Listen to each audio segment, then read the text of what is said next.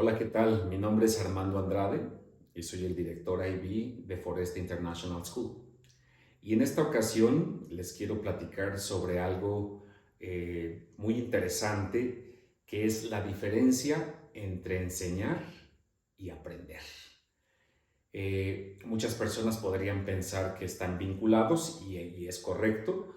Sin embargo, el problema en que en la mayoría de las escuelas el enfoque sea más hacia la enseñanza hace que el aprendizaje no sea tan efectivo.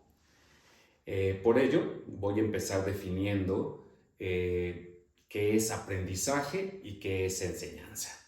Aprendizaje, bueno, todos sabemos y hemos escuchado hablar del famoso constructivismo. Y sí, efectivamente, los seres humanos para aprender construimos significados.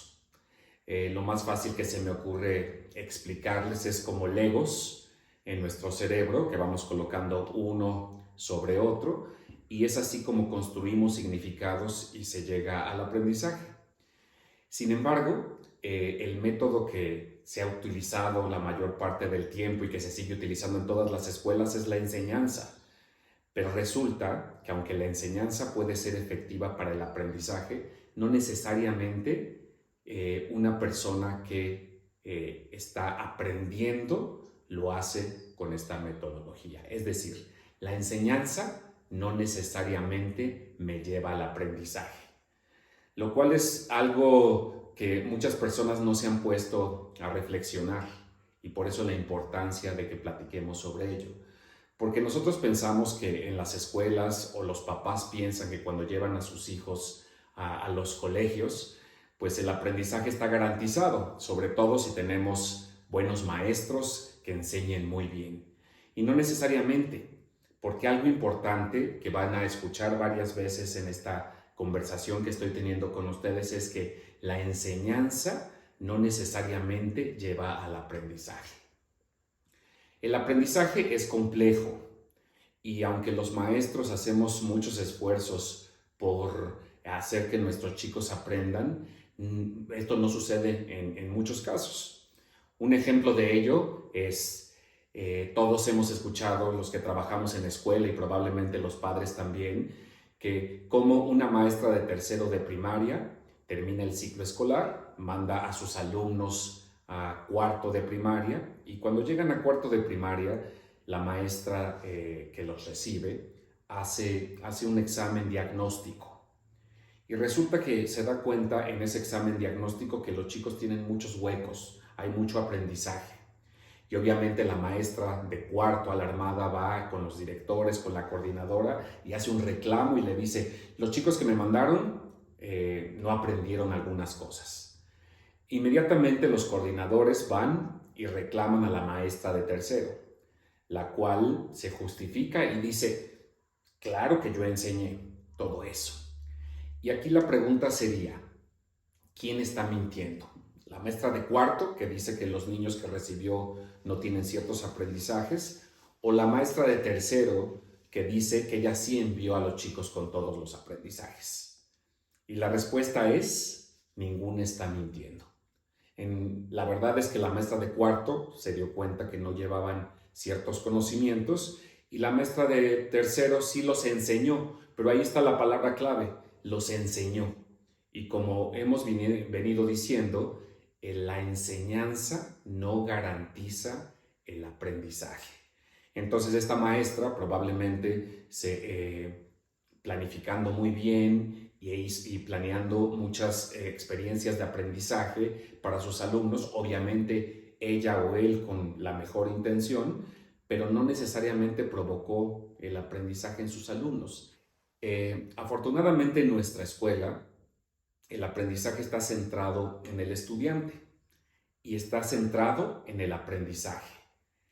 ¿Cuál es lo contrario? Un programa centrado en el maestro y un programa centrado en la enseñanza. El pensar de estas dos maneras sobre el aprendizaje hace un cambio totalmente radical en lo que sucede en los colegios. ¿Cómo sucede la enseñanza? ¿Cómo sucede un programa cuando hay enseñanza? Bueno, pues la enseñanza tiene muchas virtudes, pero también se puede llegar al adoctrinamiento. ¿Cuántas veces lo que sucede cuando los maestros están enseñando algo es que ellos mismos dan su punto de vista?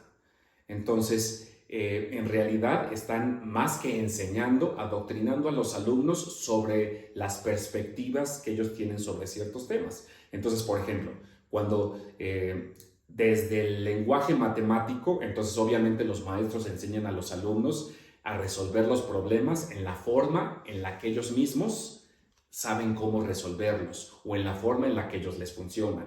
Y no necesariamente están abiertos en muchos casos a que los alumnos hagan sus propios intentos y ellos lleguen por otros caminos diferentes.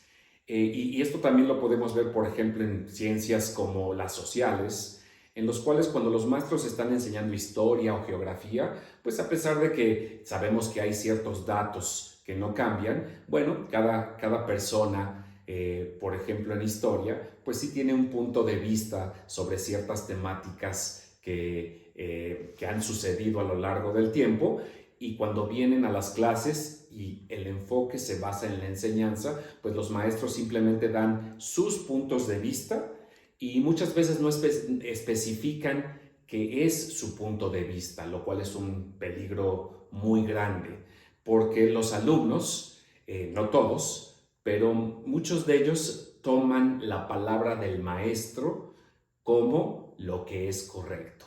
Piensan que si el maestro lo está diciendo es porque así fue la historia, o porque así son las matemáticas, o porque así es la lengua. Y no se toman el tiempo para analizar si eso es verdad o no. Cuando el enfoque es centrado en el aprendizaje, el protagonista es el alumno. Entonces, el alumno puede y debe hacer sus propias hipótesis, puede consultar diferentes perspectivas y entonces generar esta construcción de significados de la cual hablamos al principio.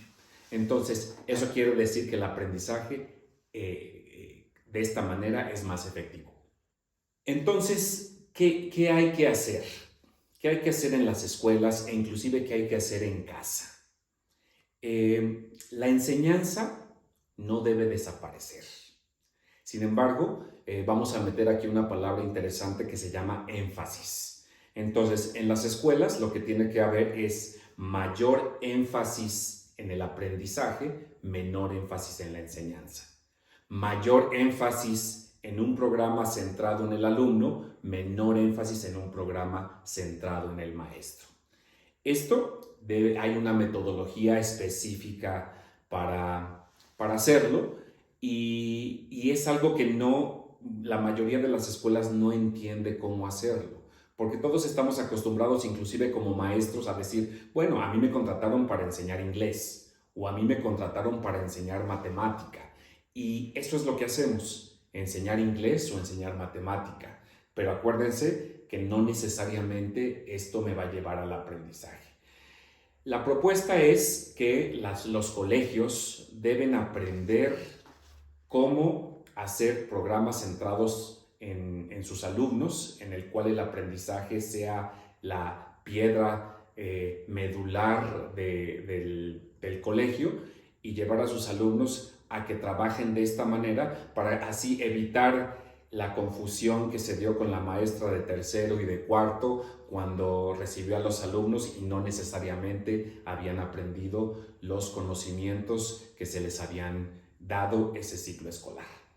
En una segunda entrega vamos a platicar un poquito más específicamente sobre la metodología que los alumnos y los maestros tendrían que seguir para hacer programas centrados en ellos y centrados en el aprendizaje, y además también hablaremos un poco sobre evaluación, cómo la evaluación también juega un rol muy importante en el aprendizaje, sino uno de los más importantes, y generalmente es no tan visto por todas las escuelas, como que la evaluación se queda al final y no se hace un análisis en realidad de la importancia de cómo el evaluar a nuestros alumnos de cierta manera también promueve el aprendizaje.